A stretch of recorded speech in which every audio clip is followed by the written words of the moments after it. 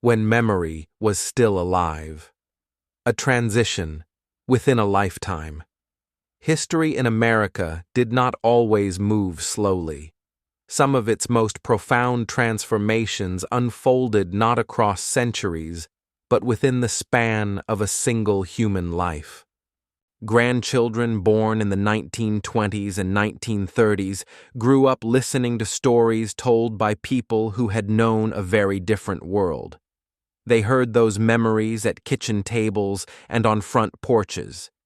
They became the final generation to carry living, spoken memory of what came before. And now, they are almost gone. Mary Kelly was born in 1851 in Southfield, Michigan. She lived for more than 100 years and passed away in 1964. She was born before the Civil War and lived long enough to see television glow in living rooms across America. Maggie Barnes, born in the early 1880s to a formerly enslaved woman, died in North Carolina in 1998. These lives were not rare exceptions. Researchers studying longevity have confirmed at least 16 people born in the 1850s who lived beyond 110. Dozens more passed 100. Hundreds reached 90 and beyond. An entire generation of witnesses whose memories stretched across two different worlds. The government once had the opportunity to preserve their voices. Nearly 2,900 interviews were recorded. And then the effort stopped. In 1939, funding ended after congressional hearings shifted responsibility to individual states. The program quietly dissolved. The interviews were boxed, stored, and remained largely inaccessible until the 1970s. 30 years of silence surrounding the last living testimonies of Americans who remembered what existed before. Before what, exactly? To explore that question, we turn to October 8th, 1871, the night the sky turned red. Every American student learns about the Great Chicago Fire, the story of Mrs. O'Leary's cow, a wooden city consumed, a dramatic rebuilding.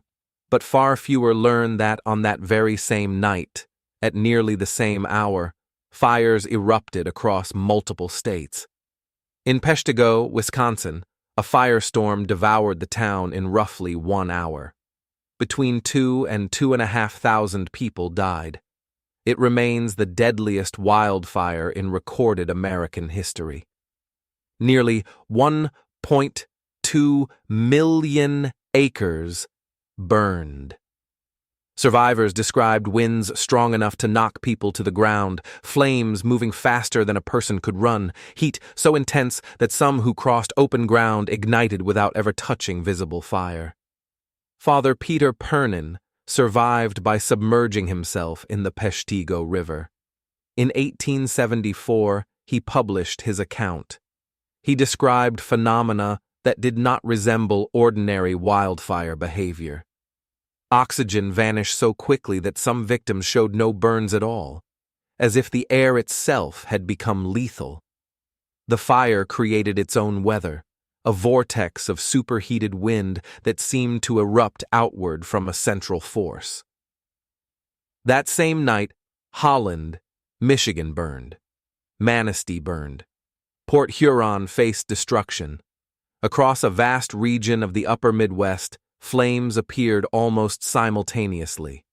The official explanation points to drought, logging debris, and strong winds carried by a cold front.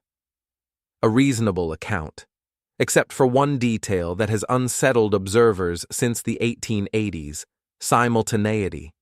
A hypothesis once suggested that fragments of a comet may have ignited atmospheric fires.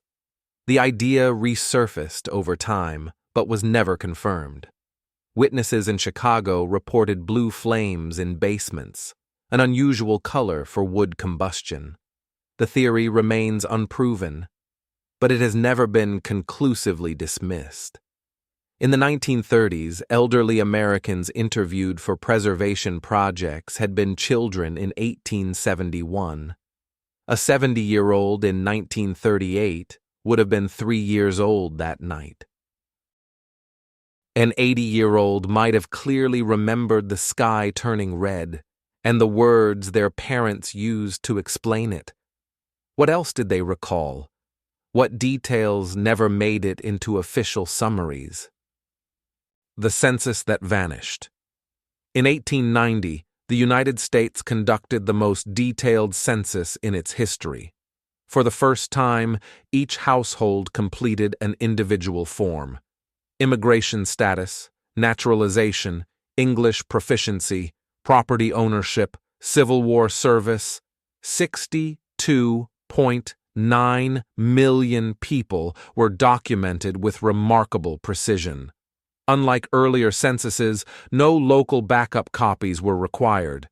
The records were stored in a single location, in the basement of the Commerce Department building in Washington, D.C. On January 10, 1921, a fire broke out. Some records were destroyed immediately. Others were damaged by water and smoke. The precise cause was never fully determined. What survived was moved into storage. For 12 years, no restoration or duplication occurred. In December 1932, the 1890 census was placed on a list scheduled for disposal. In February 1933, destruction was officially approved. The following day, the cornerstone for the National Archives building, designed to prevent such losses, was laid. Of nearly 63 million names, only a few thousand remain. The children on the trains. Between 1854 and 1929, approximately 250,000 children were placed aboard trains in New York, Boston, and Philadelphia. They were sent westward to rural communities across the Midwest and beyond.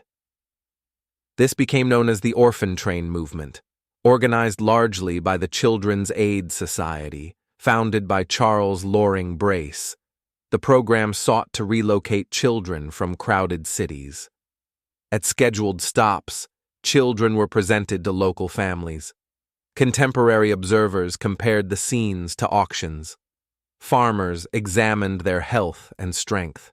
Many were taken in as laborers. Fewer than half were true orphans. Many still had living parents who could not afford to support them.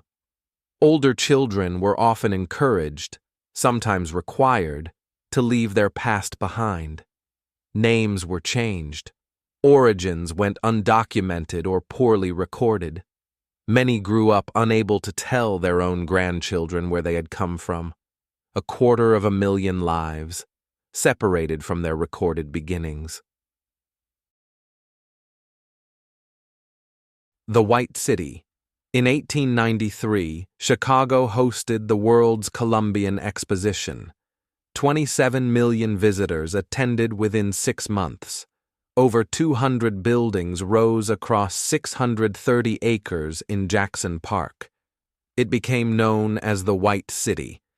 Official records state that these immense neoclassical structures were built in less than 2 years, using wood frames and a plaster composite called staff, constructed largely with hand tools and horse-drawn transport.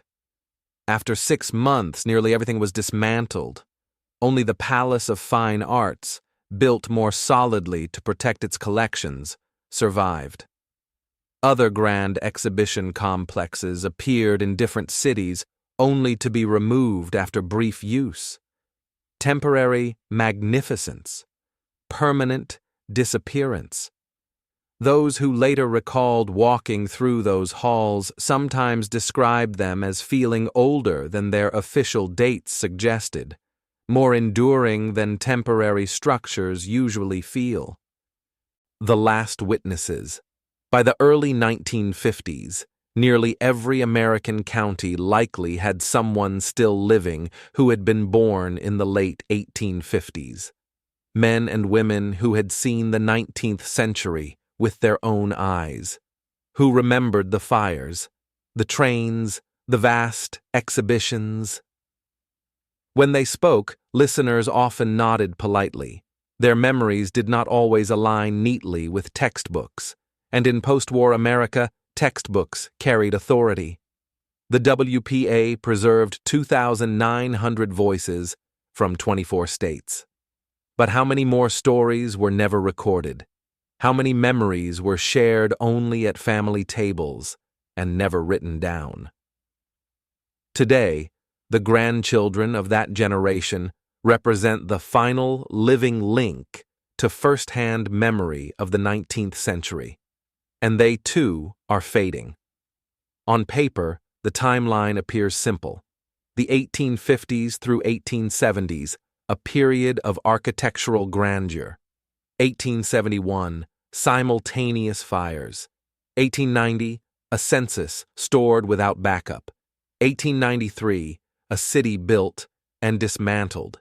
1921, fire in the archives. 1933, authorized destruction. The 1930s, a hurried effort to capture fading memories. Then, silence. The documents still exist. The interviews remain archived, searchable, readable. The question is not whether the records are there. The question is what we are willing to see within them. The last witnesses are gone. Their listeners are nearly gone. But the archives remain, and archives, unlike memory, do not forget.